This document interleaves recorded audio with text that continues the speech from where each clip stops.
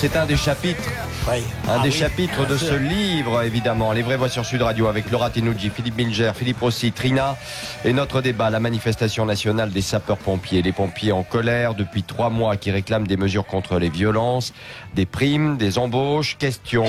Grève nationale des sapeurs-pompiers. Soutenez-vous toujours aussi, avec autant de ferveur, j'ai envie de dire même, les soldats du feu. On vous attend au 0826 300 300 et puis bien sûr, les réseaux sociaux. Trina. 96% de nos auditeurs votants les soutiennent, les soldats du feu. On a énormément de votes et énormément de réactions. On a Brit Angel qui nous dit comment ne pourrait-on pas soutenir les pompiers? Ceux qui les mettent en danger au cours de leur intervention devraient être lourdement sanctionnés. Sud Radio, les vraies voix. Le débat est ouvert. Le débat, on va l'ouvrir avec une blague. Ça change un peu. Ah oui, une petite blague sur les pompiers, hein, Romain, si vous le voulez bien. Bon, c'est un soir, un pompier. On va voir si ça l'amuse, parce un que je suis pas pompier sûr. qui rentre du boulot et qui dit à sa femme, alors tu sais, chérie, à la caserne, on a un système qui est plutôt efficace. À la première sirène, on s'équipe. À la deuxième sirène, on se laisse glisser le long du mât. Et puis à la troisième sirène, faut qu'on soit prêt à partir dans les camions. Alors voilà, lui dit le pompier, à partir de maintenant, on va faire pareil à la maison. Hein. Quand je te dis première sirène, tu te déshabilles.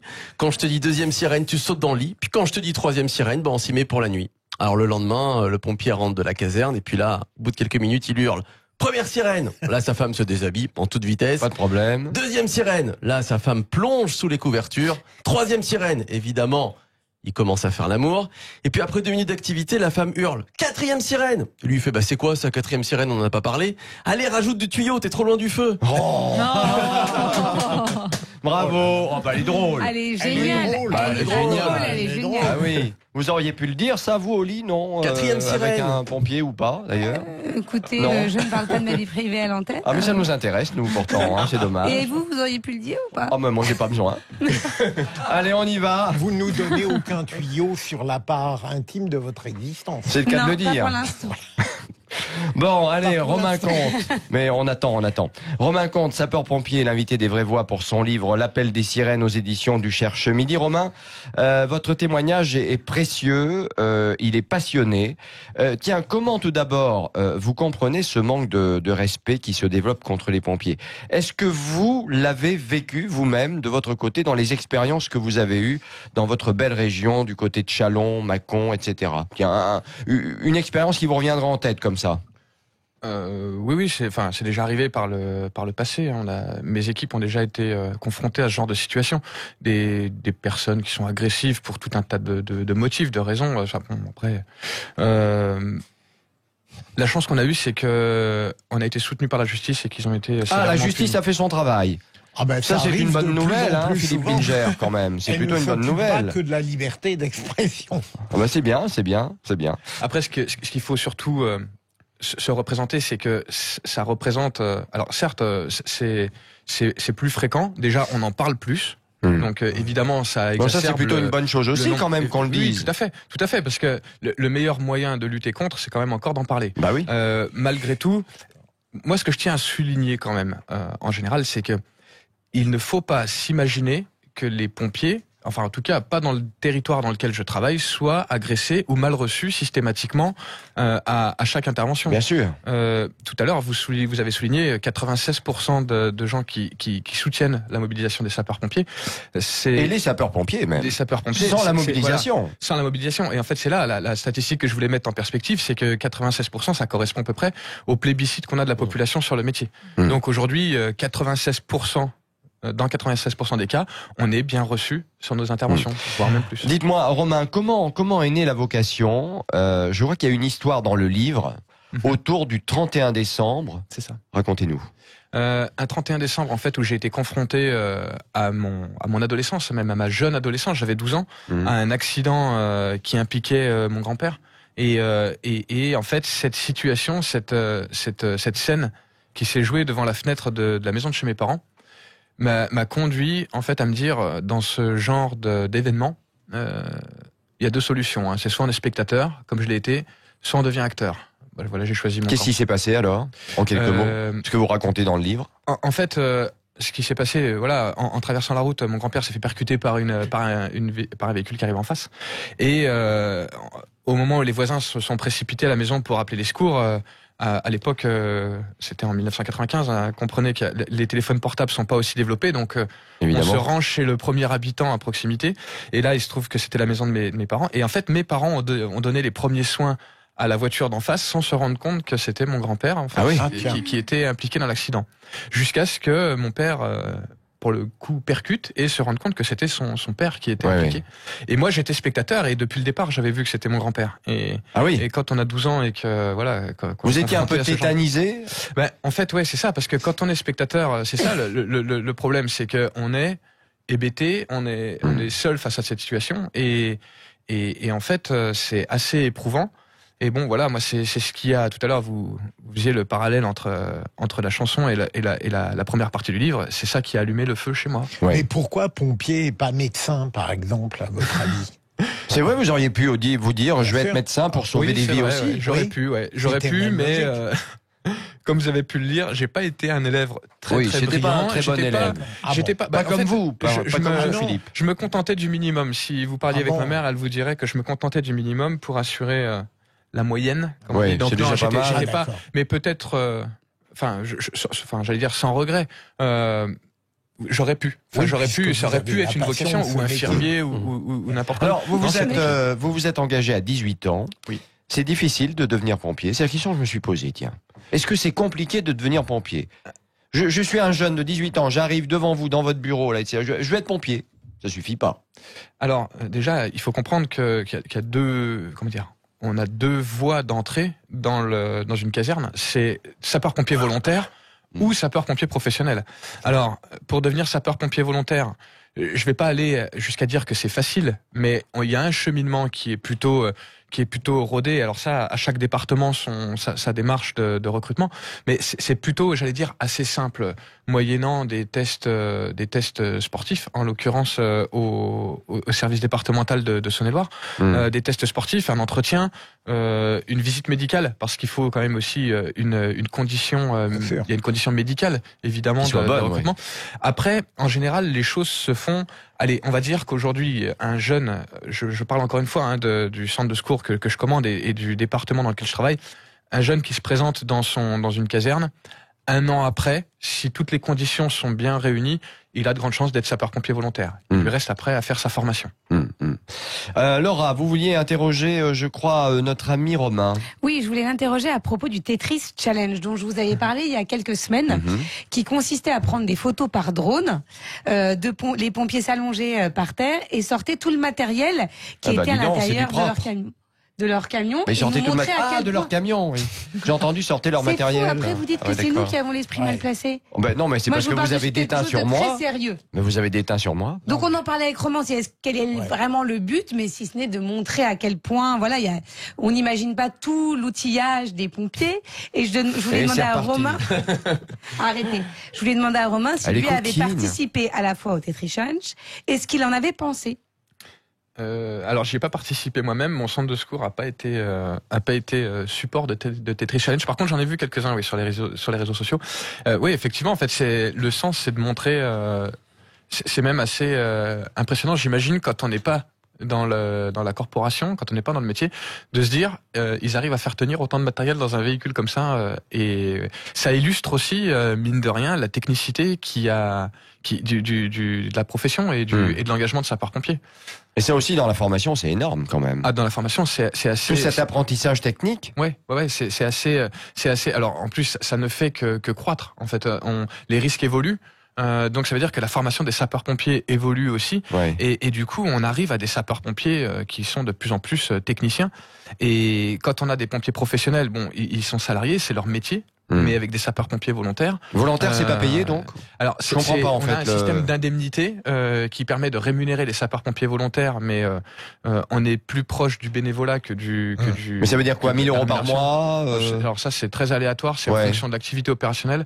Et puis. Mais ça peut aller de combien à combien? Je sais pas. Donnez-moi une fourchette. J'en ai même à peu près aucune. En fait, c'est tellement variable aussi selon les règles d'indemnisation dans chaque département. Et il y a un nombre de jours minimum quand on est pompier volontaire, est-ce qu'on vous devez tant de jours par mois oui, à la oui. caserne? En fait, dans l'organisation du centre et dans l'organisation de chaque centre, on a les chefs de centre en général, alors avec des règles départementales, hein, bien souvent, en tout cas pour le centre que je commande, c'est comme ça que ça se passe. On a un minimum attendu d'un sapeur-pompier volontaire en termes d'astreinte et de temps de garde. Et pour les pompiers professionnels, c'est régi par le code du travail. Donc, Philippe Rossi, je crois que vous vouliez j'avais sortir votre grande lance, vous, c'est ça? Oui, c'est ça. J'avais Allez-y. 2 petites questions à vous poser. La première, c'est est-ce que vous avez déjà pensé à raccrocher par rapport à une intervention peut-être trop lourde, la vie de famille, ou les pompiers qui sont agressés? Une deuxième question un tout petit peu plus légère. Est-ce que pompier, ça marche bien avec les filles? Alors, il faut quand même le dire, dans le livre que l'on a ici sous les yeux, L'appel des sirènes, vous parlez beaucoup de votre famille. Oui. Vous parlez beaucoup de votre épouse. Oui. Du premier enfant, du cadeau de la vie que ça a été, etc., etc. Ouais. Hein, voilà. Le titre est joliment ambigu, d'ailleurs. Absolument, Oui, c'est les vrai. sirènes. C'est ça a vrai. été l'objet d'une caricature ce week-end dont je remercie l'auteur, il se Ah bon reconnaîtra. En fait, pour répondre à la première question, penser à raccrocher, non, y compris sur des situations les plus difficiles. Comprenez par là l'intervention auprès d'un ami proche. Bon, voilà, que je décris aussi dans le témoignage. Penser à raccrocher, non. En fait, ce qu'il faut comprendre, c'est que la meilleure des, si je peux dire, thérapies, quand on est un peu dans le dur, c'est l'équipe. Et le fait qu'on soit en équipe, c'est exactement comme je l'expliquais à un quotidien local à Paray-le-Monial. En fait, aucun sapeur-pompier, à mon sens, ne serait capable de vivre ce qu'il vit individuellement, seul. C'est l'esprit d'équipe et c'est la force de l'équipe qui fait qu'on surmonte et qu'on est capable de soulever des montagnes, en fait, quelque part. Après, on est dans le feu de l'action et on pense pas trop à ce que l'on voit quelque part. Enfin, on a une forme de carapace, quoi. Ouais, c'est ça. Après, c'est le retour au calme qui peut être plus problématique, qui peut être plus difficile. On a des sapeurs-pompiers qui peuvent se retrouver en difficulté psychologique, quelquefois même plusieurs jours ou plusieurs mois après une intervention.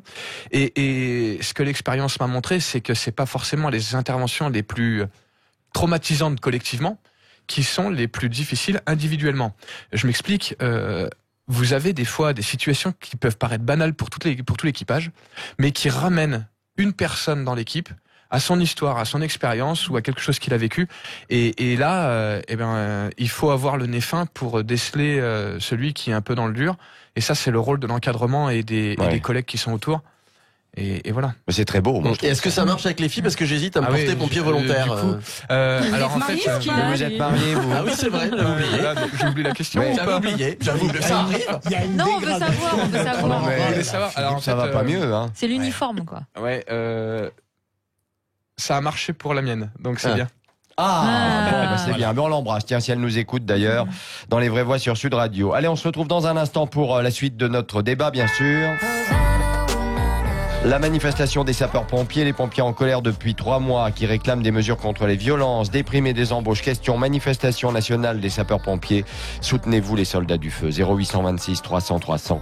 Et bien sûr, les réseaux sociaux. Trina. Le oui augmente encore. 97% de nos auditeurs votants soutiennent les soldats du feu. Allez, à tout de suite dans les vraies voix sur Sud Radio. Eh ben voilà une belle chanson, hein. Tiens, ça vous rappelle pas le défilé du 14 juillet, vous, Romain, non? Parce que je sais que vous avez défilé sur les champs, vous. C'est ça. Hein? Un moment inoubliable. Alors, c'était en quelle année? Racontez-nous. C'était le 14 juillet 2013, avec ma promotion d'école de l'École nationale des supérieurs des officiers de sapeurs-pompiers, Ouais. avec ma formation de lieutenant. Et c'est un moment, effectivement, qui est gravé, je crois... À vie. Jusqu'à la... Qu'est-ce qui vous a le plus ému quand vous vous êtes retrouvé sur les Champs-Élysées à défiler en arrivant devant le président de la République, etc. En fait, je crois que c'est surtout le sens. Le sens du défilé. Se dire que pendant des années, des soldats, des gens qui ont été acteurs de comment dire, de la résistance, de tout ce qu'on a pu connaître dans l'histoire de France, qui ont foulé ces mêmes pavés. Et en fait, on peut que se dire, mais quel honneur de pouvoir être là aujourd'hui aussi et de pouvoir vivre ce moment. Et ouais, c'était quelque chose d'assez éprouvant. Romain Comte, sapeur-pompier, invité des vraies voix pour son livre L'appel des sirènes aux éditions du Cherche Midi. Je vous rappelle évidemment notre question. Soutenez-vous les soldats du feu, 0826 300 300. Et les réseaux sociaux. Tiens, Trine, enfin un nouveau point. Mais c'est toujours oui à 97% pour nos Et ça auditeurs monte, en votants. plus, Et ça monte. et ça continue de voter. Et on a beaucoup d'auditeurs qui ne comprennent pas les 3% de non. Bah oui, c'est vrai. Beaucoup. C'est assez incompréhensible, mais bon, Mais Laura. nous vrai. non plus, Voilà, on aimerait Ouais, bah avoir oui. un auditeur qui nous explique pourquoi Appelez-nous, il dit non. Voilà. appelez-nous 0826 300 300 pour nous expliquer si jamais vous soutenez pas les pompiers, pourquoi vous ne souhaitez pas les soutenir. Tiens, allez, on continue avec. Il y a des dates importantes dans ce livre, L'appel des sirènes aux éditions du Cherche Midi. Par exemple, dans les dates importantes, il y a le 11 septembre 2001. Pourquoi vous avez retenu cette date? Alors en fait, je crois Donc, il y a pour les les mêmes attentats. raisons. Les attentats aux États-Unis. Ouais. Donc pour les mêmes raisons en fait que tous les citoyens, tous les habitants du monde qui étaient nés à cette époque et qui étaient en âge de comprendre ce qui se passait, pour remettre les choses dans leur contexte, c'est l'année où je me suis engagé comme sapeur-pompier volontaire. Ouais. J'étais dans les formalités administratives à ce moment-là, donc j'avais déjà pris contact et il était question que j'intègre le centre de secours un 1er octobre. Donc du coup, quand on voit ces images surréalistes. Avec des pompiers de New York qui sont incroyables. Ouais. Et qui pour beaucoup vont périr dans les tours qui vont 343, s'effondrer. il me semble, de mémoire. Ouais. Il me semble que c'est 343 soldats du feu new-yorkais. C'est en fait complètement incroyable et surréaliste en fait. Je trouve pas d'autres mots. Et dans la vie, je pense que c'est un passage important. Souvent, alors je fais cette référence quand on recrute des jeunes qui arrivent aujourd'hui dans nos casernes à 18 ans ou des jeunes sapeurs-pompiers. On regarde les dates de naissance et souvent on a cette réflexion de dire tiens, il n'a pas connu les attentats du 11 septembre. Du World Trade Center. Ouais. C'est en fait dans la vie il y a un avant et un après, je crois quand même mais sur la vie de pas mal de gens. Oui, on est bien d'accord. Pour le monde entier, il y a un avant et un après. Et d'ailleurs, on se rappelle tous ce qu'on a fait le 11 septembre 2001. Absolument. J'imagine. Et où on était. Et où on était, oui. Et nous, on bossait dans nos rédactions, à fond les ballons, évidemment. Romain, vous parlez aussi beaucoup d'une route nationale appelée la route de la mort, c'est-à-dire. Alors c'est quelle route? Alors c'est la route Centre-Europe Atlantique. Sur la question de la RCEA, en fait, il faut comprendre une chose. C'est une route qui a été faite après-guerre. Elle va d'où à où, pour rappel? Elle traverse la France. Elle va de l'Atlantique jusqu'à la Suisse, donc à peu près. Mais bon. En fait, cette route, ce qu'il faut comprendre, c'est que par le passé, elle a marqué, en tout cas le territoire dans lequel moi je travaille. Ouais. Les anciens sapeurs-pompiers, la Saône-et-Loire, les anciens sapeurs-pompiers nous en parlent encore. Aujourd'hui, fort heureusement, elle est moins accidentogène et surtout, lorsqu'il y a des accidents, ils sont souvent moins graves. Les chiffres de cette année parlent encore et de l'année dernière également. En 2018, 3 morts sur la RCEA pour un total dans le département d'une trentaine. Aujourd'hui, ou au 1er septembre, 2 morts sur 35 dans le département. Il en reste un fort sentiment d'insécurité. En fait, cette route dans le territoire du département de Seine-et-Loire, majoritairement en 2 fois 1 voie. La vitesse n'a pas été abaissée à 80 là? Si, puisque c'est une route sur laquelle on croise principalement. Garde cette empreinte et l'histoire est marquée au fer rouge sur cette route. Et du coup, elle fait encore couler beaucoup d'encre. Alors, et vous-même sur cette route, vous avez eu des accidents que vous avez traités? Avec des blessés, avec des morts, oui. Bien sûr, j'ai vécu et c'est un passage, important, un peu, j'allais même dire crucial dans la vie d'un sapeur-pompier. J'ai rencontré, si je peux m'exprimer ainsi, la mort la première fois sur la RCEA. C'était il y a 18 ans. Maintenant, fort heureusement, le contexte a changé. Mais c'est vrai que cette réputation a un peu la peau dure. Oui, lui colle au goudron, si je puis dire. Au bitume. Voilà. Et effectivement, quand on est sur cette route, on est quand même pris d'un sacré sentiment d'insécurité. Ouais. On sait que si on passe de l'autre côté de la ligne, déjà on a une chance sur 2 de taper un poids lourd. Pas question de repasser à 90, là, non. Pour l'instant, vous savez Je pas. crois pas, non. Je crois pas que ce parce soit que d'actualité. Ce sont les départements qui décident maintenant, Oui, donc oui. voilà. Enfin là, étant une route nationale, je sais pas si le département peut même encore. Oui, c'est vrai, donner c'est une route nationale, oui. Donc c'est peut-être un peu différent, vous avez raison. Mais en tout cas, il est pas question qu'elle repasse à 80. Par contre, il est prévu qu'elle 90. soit aménagée en 2 fois 2 voies à l'horizon, je crois, 2023 ou dans les années qui viennent. Donc pour être un peu plus sécure, sécure. significative. Voilà. Eh bien, écoutez, Romain, en tout cas, merci beaucoup d'être venu nous voir pour nous parler évidemment de votre vie, de votre engagement, de votre travail au sein des sapeurs-pompiers. L'appel des sirènes, c'est donc aux éditions du Cherche Midi. Achetez ce livre parce que c'est un témoignage absolument exceptionnel. Et merci. Beaucoup d'être venu nous le faire partager dans Les Vraies Voix sur Sud Radio. C'est la fin de notre débat. Manifestation nationale des sapeurs-pompiers, soutenez-vous les soldats du feu. 0826 300 300. On aurait bien aimé entendre les 3% qui ne les soutiennent pas ou les 4%. Bon, ils sont pas appelés, c'est pas grave. Et puis les réseaux sociaux, Trina. Mais c'est le oui qui l'emporte à 97% quand même. 97%, c'est quand même un plébiscite, tout simplement. Allez, chers amis, on va jouer. Pas aux pompiers, non, mais au roi de l'info. Oh oui. Oh oui. Oh oui. Ma chère Trina, c'est à vous. Alors, première info, un collaborateur de H2O, la société de production Thierry Lanouna, a été récemment appréhendé et va faire l'objet d'une enquête pour vol. Qu'est-ce qu'il a volé? Est-ce qu'il a volé la marionnette des Guignols de l'info de Jacques Chirac? Est-ce qu'il a volé des photos de Thierry Lanouna complètement nues dans sa loge? Ou est-ce qu'il a volé le décor du plateau de Touche pas à mon poste? La une. Chirac. Ah oui. Bravo. Oui.